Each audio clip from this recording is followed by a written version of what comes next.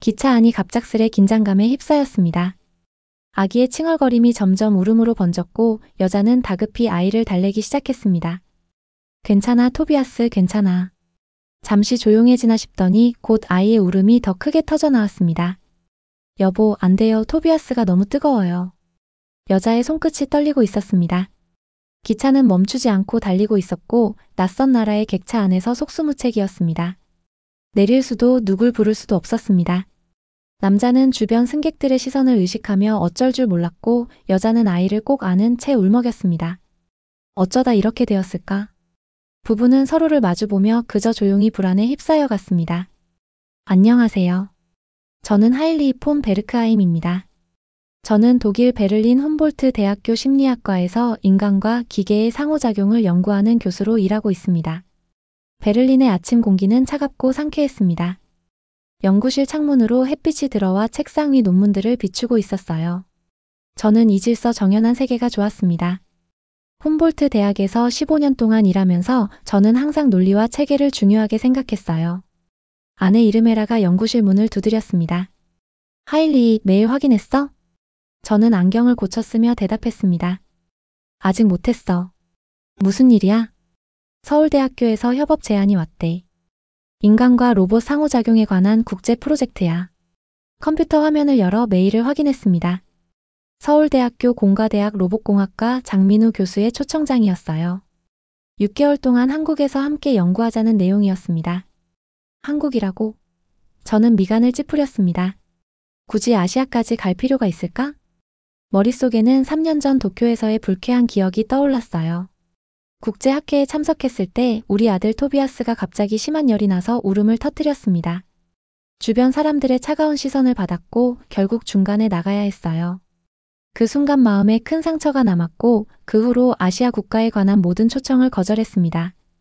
하지만 이번엔 다를 수 있잖아, 이르메라가 말했어요. 서울대는 세계적인 연구기관이야. 토비아스에게도 좋은 경험이 될 거야.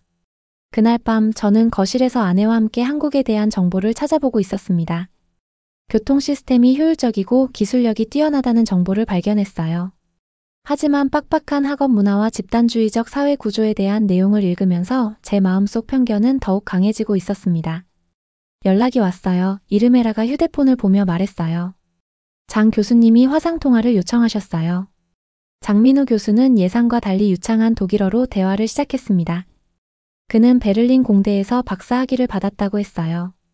폰 베르크하임 교수님의 기술적 공감 이론에 큰 영감을 받았습니다. 한국의 정서적 문화와 교수님의 이론을 함께 연구하고 싶습니다. 대화를 마치고 나서도 제 마음은 불안했습니다. 하지만 이미 학과장과 총장의 동의를 받은 프로젝트였고 대학에서는 국제화라는 이름으로 저를 압박하고 있었어요. 이건 모험이 될 거야, 이르메라가 말했습니다. 가끔은 계획에서 벗어나는 것도 필요해. 저는 한숨을 쉬며 고개를 끄덕였습니다. 이것이 제 모험의 시작이었어요. 그날 밤 침대에 누워 천장을 바라보고 있었습니다. 머릿속에서는 여러 생각이 맴돌고 있었어요. 한국은 어떤 곳일까? 사람들은 어떨까? 토비아스는 잘 적응할 수 있을까? 일본에서처럼 불편한 경험을 또 하게 될까? 아내는 이미 잠들어 있었고 옆에서 평화롭게 숨을 쉬고 있었습니다. 저는 창밖으로 베를린의 밤 풍경을 바라보았어요. 익숙한 도시의 불빛들이 반짝이고 있었습니다. 이 편안한 곳을 떠나 낯선 나라로 간다는 생각이 두렵게 느껴졌어요. 하지만 한편으로는 작은 호기심도 생기고 있었습니다. 혹시 제 편견이 틀렸다면? 혹시 한국이 제가 생각했던 것과 다르다면? 토비아스에게 새로운 경험을 선물할 수 있다면? 깊은 숨을 들이마시고 눈을 감았습니다. 그래, 가보자. 저는 마음속으로 중얼거렸어요. 어쩌면 이 여행이 제 인생을 바꿀지도 모른다는 생각이 들었습니다. 하지만 그때는 그것이 얼마나 큰 변화가 될지 아직 알지 못했어요. 출국 일주일 전 저는 학과장 울리 교수 사무실로 향하고 있었습니다. 복도를 걸으며 마음속으로 한국행을 취소할 방법을 계속 생각하고 있었어요. 노크를 하고 들어가자 울리 교수는 창가에 서서 베를린 캠퍼스 전경을 바라보고 있었습니다. 취소할 방법은 없을까요? 저는 의자에 앉으며 물었습니다. 다른 교수를 보내는 건 어떨까요? 올리 교수는 깊은 한숨을 내쉬었습니다. 그의 얼굴에는 실망감이 가득했어요. 하일리, 자네가 왜 그렇게 두려워하는지 모르겠네. 세계적인 학자라면 새로운 문화에 호기심을 가져야 하는 것 아닌가? 문화적 편견이 아닙니다. 저는 손으로 책상을 가볍게 두드리며 말했어요. 단지 효율성의 문제입니다. 우리는 화상회의로도 충분히 협업할 수 있어요. 올리 교수의 시선이 저를 꿰뚫고 있었습니다. 그는 제 마음을 읽고 있는 것 같았어요. 자네가 일본에서 겪은 일을 알고 있네. 그가 말했습니다. 하지만 그건 개인적인 경험일 뿐이야. 한 번의 경험으로 전체를 판단하면 안 돼. 저는 창밖을 바라보았습니다. 베를린의 회색빛 하늘이 제 기분처럼 우중충했어요. 말을 더 이어가고 싶지 않았습니다. 그날 저녁 퇴근길에 대학 동료인 요한 슈미트 교수를 우연히 만났습니다. 그는 국제문화심리학 전문가로 아시아 여러 국가에서 연구한 경험이 있었어요. 하일리, 커피 한잔 할래? 요한이 물었습니다. 저희는 캠퍼스 근처 조용한 카페에 앉았습니다. 창밖으로는 가을비가 내리고 있었어요. 따뜻한 커피 향이 코끝을 간지럽히고 있었습니다. 한국에 간다면서? 요한이 물었어요. 저는 고개를 끄덕였습니다. 제 안에 가득 찬 불안과 걱정을 털어놓았어요. 도쿄에서의 경험, 아시아 문화에 대한 불편함, 토비아스가 또다시 어려움을 겪을까 하는 두려움까지. 하일리, 네가 걱정하는 걸 이해해. 요한은 따뜻한 미소를 지으며 말했습니다. 하지만 한국은 네가 생각하는 것과 다를 거야. 커피를 마시며 요한은 자신의 한국 경험을 들려주고 있었어요. 처음에는 문화 충격을 느꼈지만 시간이 지나면서 한국인들의 정문화에 깊이 매료되었다는 이야기였습니다. 그들은 겉으로는 형식적으로 보일 수 있어. 하지만 일단 관계가 형성되면 너희 가족을 가족처럼 대할 거야. 내게 중요한 건 연구의 질이야. 저는 단호하게 말했어요. 여전히 마음의 문을 열고 싶지 않았습니다. 요한은 미소 지었습니다. 하일리, 너는 항상 모든 것을 숫자로 측정하려고 해. 하지만 인생의 가장 중요한 것들은 측정할 수 없어. 집으로 돌아가는 길 비가 조금씩 내리고 있었습니다. 가로등 불빛이 젖은 거리에 반사되어 빛나고 있었어요. 요한의 말이 계속 머릿속에서 맴돌고 있었습니다. 집에 도착하자 현관에서 토비아스의 웃음소리가 들렸어요. 조용히 신발을 벗고 토비아스의 방으로 갔습니다.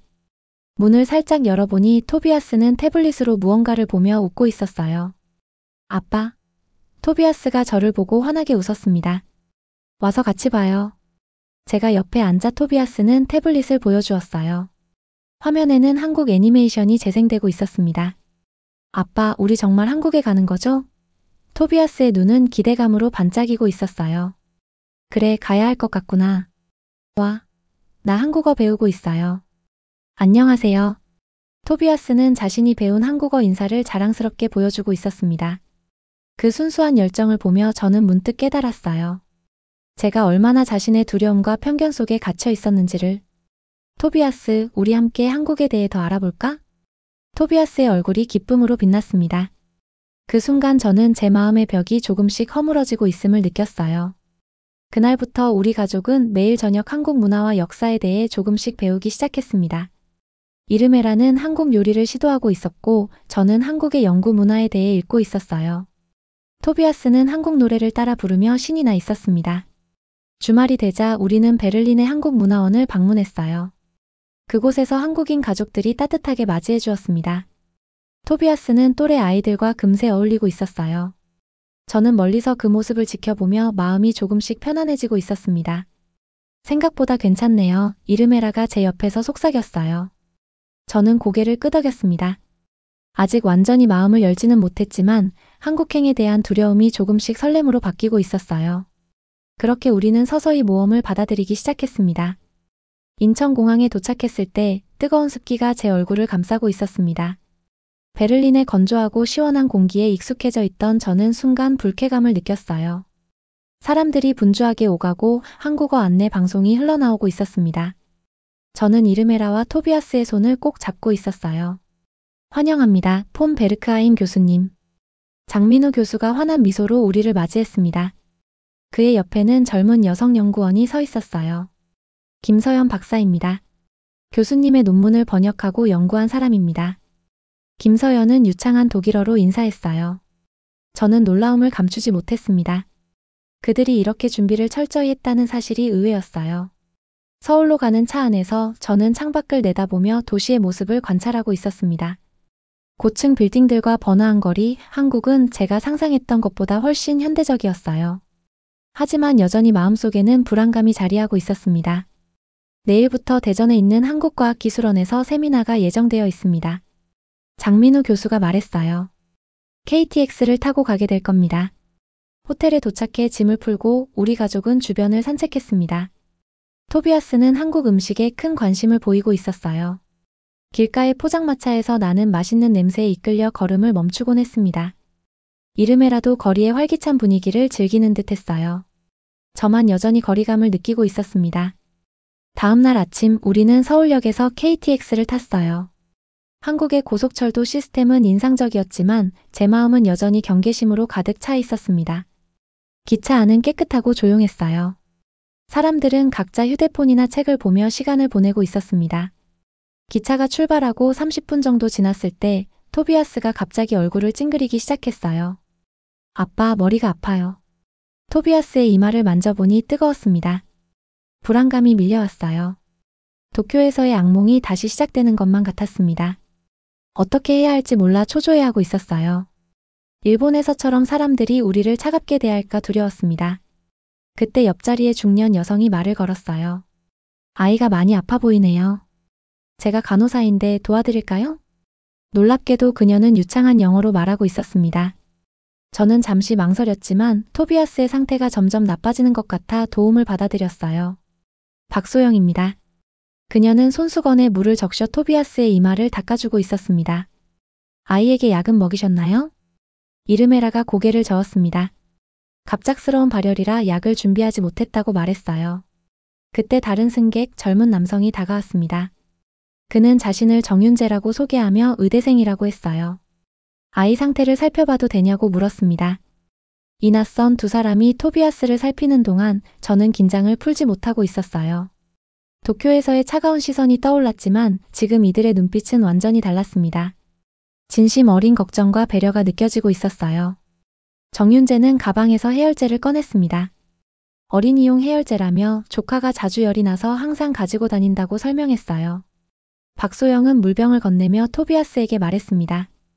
먹으면 곧 좋아질 거라고 다정하게 말하고 있었어요. 토비아스는 낯선 사람들의 친절에 경계심 없이 약을 먹었습니다. 저는 그들의 도움에 감사하면서도 여전히 혼란스러웠어요. 이것이 진짜 한국의 모습인가? 제 편견은 잘못된 것인가? 그런 생각들이 머릿속을 맴돌고 있었습니다. 대전역에 도착했을 때 토비아스의 열은 조금 내려가 있었어요. 하지만 완전히 회복된 것은 아니었습니다. 정윤재가 말했어요. 제가 근처 소아과를 알고 있어요. 같이 가드릴게요. 저는 잠시 망설였습니다. 낯선 사람을 따라 낯선 도시로 들어가는 것이 불안했지만 토비아스의 건강이 우선이었어요. 우리는 그를 따라 택시를 탔습니다. 병원에 도착해서야 알게 되었어요. 정윤재는 이 병원에서 인턴으로 일하고 있었고 덕분에 우리는 기다림 없이 진료를 받을 수 있었습니다. 의사는 영어로 친절하게 상황을 설명해주고 있었어요. 단순한 바이러스성 발열입니다. 약을 처방해 드릴게요. 내일이면 좋아질 겁니다. 처방전을 들고 약국으로 향하는 길 정윤재는 계속 우리와 함께 했습니다. 그는 약사에게 상황을 설명하고 약 복용법을 자세히 번역해주고 있었어요. 고마워요. 이르메라가 진심으로 말했습니다. 당신이 없었다면 어떻게 했을지. 정윤재는 미소 지었어요. 별 말씀을요. 한국에 온 손님들이니까요. 저도 언젠가 독일에 가면 누군가의 도움을 받을지도 모르잖아요. 그의 말에 저는 문득 부끄러움을 느꼈습니다. 제가 얼마나 많은 편견을 가지고 있었는지 깨닫고 있었어요. 도쿄에서의 경험 하나로 모든 아시아 문화를 판단했던 제 자신이 부끄러웠습니다. 호텔로 돌아오는 택시 안에서 토비아스는 이미 잠들어 있었어요. 이르메라는 창밖을 바라보며 생각에 잠겨 있었습니다. 저도 오늘 있었던 일들을 되새기고 있었어요. 한국인들의 따뜻한 배려와 친절함이 제 마음의 벽을 조금씩 허물고 있었습니다. 호텔 방에 도착해 토비아스를 침대에 눕히고 나서 저는 창가에 서서 대전의 밤 풍경을 바라보았어요. 도시의 불빛들이 반짝이고 있었습니다.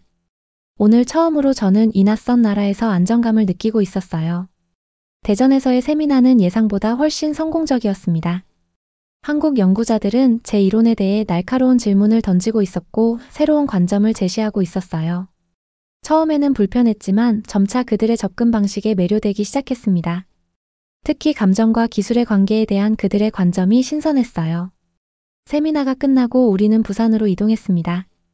토비아스는 이제 완전히 회복되어 한국 음식과 문화를 열정적으로 탐험하고 있었어요.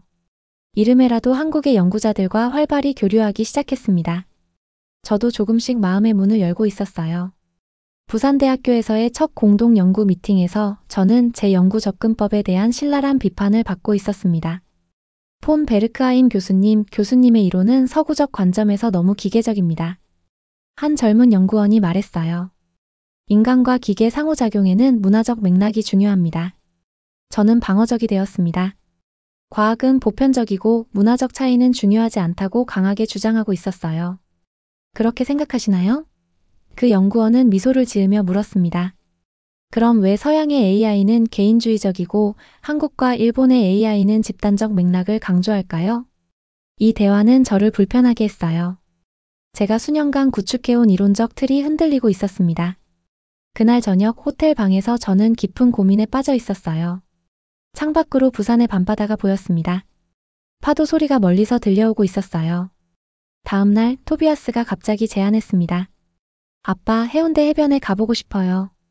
연구 일정 외에 계획은 없었지만 토비아스의 열정적인 눈빛을 거절할 수 없었어요. 우리는 해운대로 향했습니다. 해변에는 많은 가족들이 있었어요. 그들은 음식을 나누고 함께 놀고 웃고 있었습니다. 토비아스는 금세 한국 아이들과 어울리기 시작했어요. 언어가 다름에도 불구하고 그들은 모래성을 함께 쌓고 있었습니다. 저 아이가 당신 아들인가요? 한 중년 남성이 다가와 물었어요. 그는 이노우에 교수라고 자신을 소개했습니다. 일본 교토대학에서 온 심리학자였어요. 저는 고개를 끄덕이며 토비아스를 소개했습니다. 이노우에 교수는 미소를 지으며 아이들의 놀이를 바라보고 있었어요. 아이들은 대단해요. 언어의 장벽도 없이 금방 친구가 되죠. 그는 미소 지었습니다. 당신이 폰 베르크하임 교수군요. 어제 세미나에서 봤습니다. 우리는 해변가를 걸으며 이야기를 나누고 있었어요. 놀랍게도 이노우에 교수는 도쿄에서 제가 겪었던 사건과 비슷한 경험이 있었습니다. 그도 외국에서 아이가 아팠을 때 어려움을 겪었다고 했어요.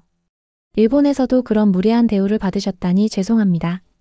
하지만 그건 일본의 전부가 아니에요. 마치 독일이 단일한 문화가 아닌 것처럼요. 그의 말은 제게 깊은 울림을 주고 있었습니다. 저는 한 번의 경험으로 전체 아시아를 판단하고 있었던 것이었어요. 사실 일본과 한국은 매우 다릅니다. 그가 계속 말했습니다. 한국은 정의라는 독특한 문화적 개념이 있어요. 이건 단순한 친절함이 아니라 깊은 인간적 연결을 중시하는 문화죠. 해변에서 돌아오는 길, 저는 지난 몇 주간의 경험을 돌아보고 있었어요.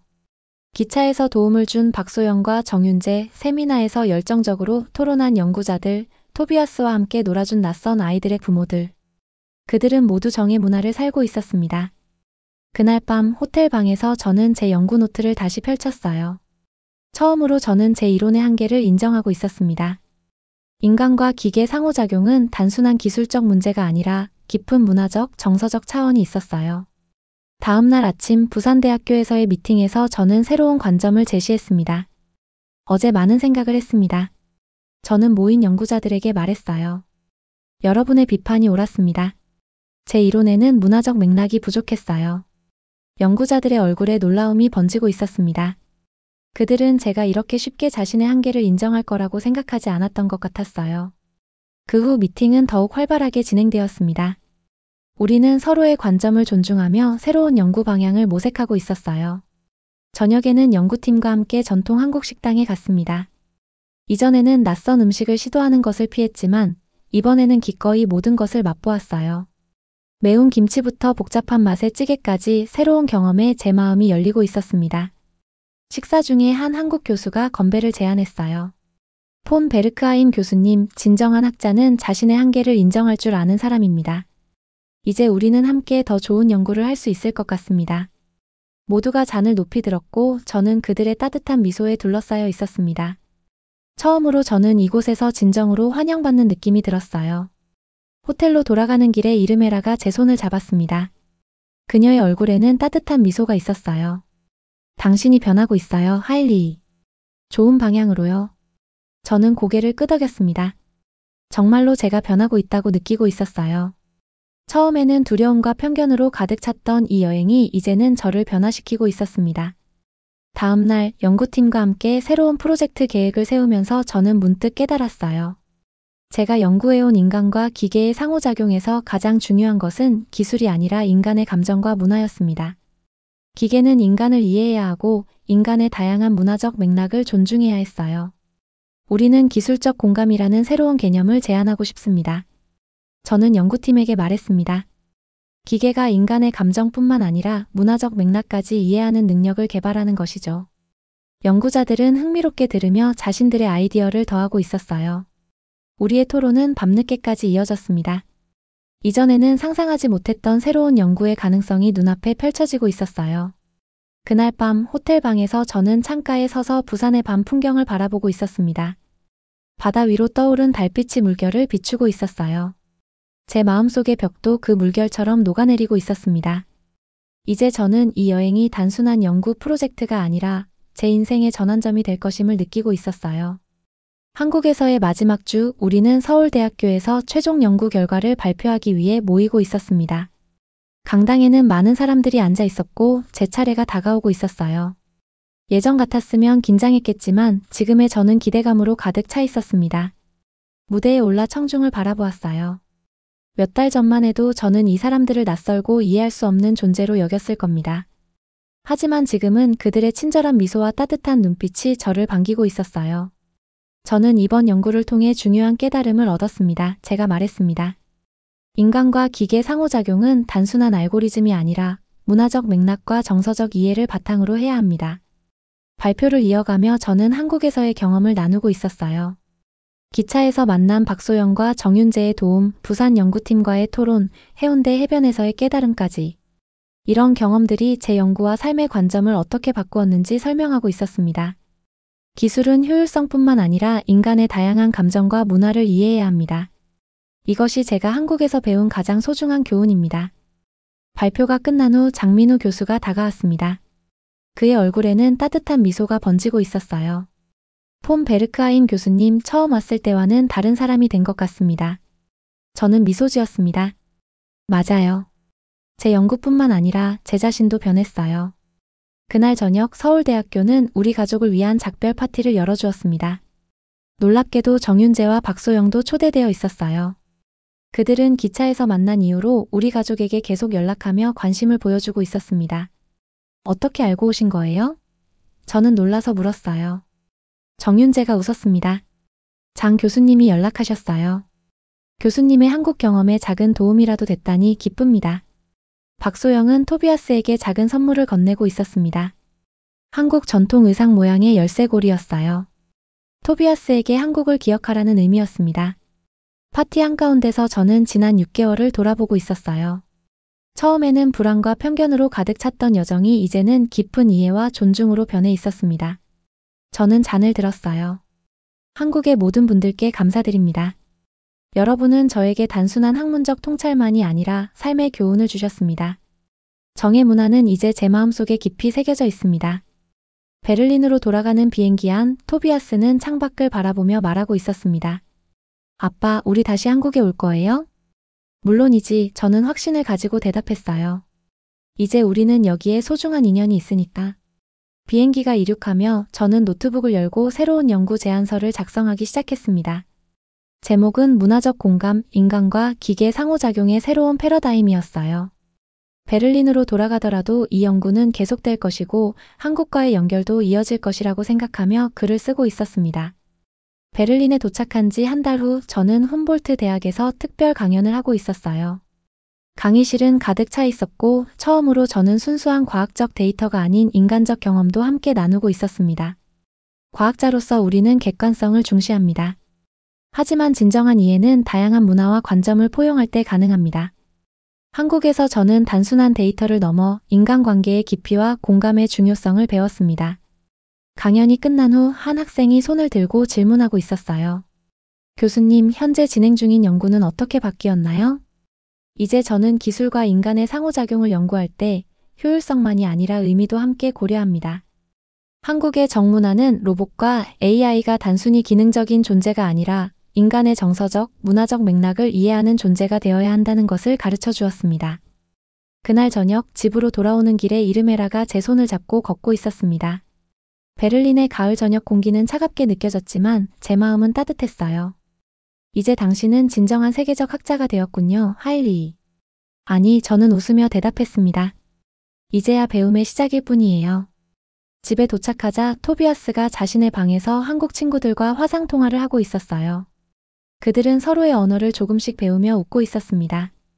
토비아스는 이제 한국어로 간단한 대화를 할 수 있게 되어 있었어요. 저는 서재로 들어가 책장에서 오래된 연구 노트를 꺼냈습니다. 그동안 제가 얼마나 좁은 시각으로 세상을 바라보고 있었는지 깨닫고 있었어요. 창밖으로 베를린의 익숙한 풍경이 보였습니다. 하지만 이제 제 세계는 훨씬 넓어져 있었어요. 책상에 앉아 새 노트를 펼쳤습니다.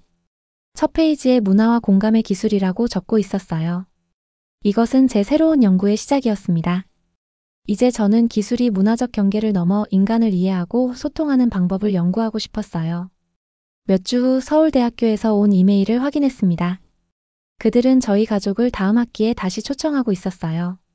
이번에는 장기 연구 프로젝트를 함께 하자는 제안이었습니다. 저는 망설임 없이 수락을 클릭했어요. 이제 한국은 저에게 두려움의 대상이 아니라 기대와 설렘의 장소가 되어 있었습니다. 그날 밤 가족과 함께 저녁 식사를 하며 저는 이 모든 변화에 감사하고 있었어요. 토비아스는 한국에서 배운 노래를 흥얼거리고 있었고 이르메라는 한국 요리책을 보며 새로운 레시피를 연구하고 있었습니다. 베를린의 밤하늘에 별들이 빛나고 있었어요. 한국과 베를린 사이의 거리는 멀었지만 제 마음속에서는 그 거리가 이제 아무런 의미가 없었습니다. 저는 깊은 숨을 들이마셨습니다. 이제 저는 하일리 폰 베르크하임, 진정한 세계 시민이자 인간 마음의 탐험가가 되어 있었어요. 한국에서의 경험은 단순한 여행이 아니라 제 인생과 연구의 전환점이 되었습니다. 그리고 이것은 끝이 아니라 새로운 시작이었어요. 저는 창밖을 바라보며 미소 짓고 있었습니다. 어딘가 한국의 밤하늘 아래에서도 누군가가 저를 생각하며 같은 별을 보고 있을 거라고 생각하니 마음이 따뜻해졌어요.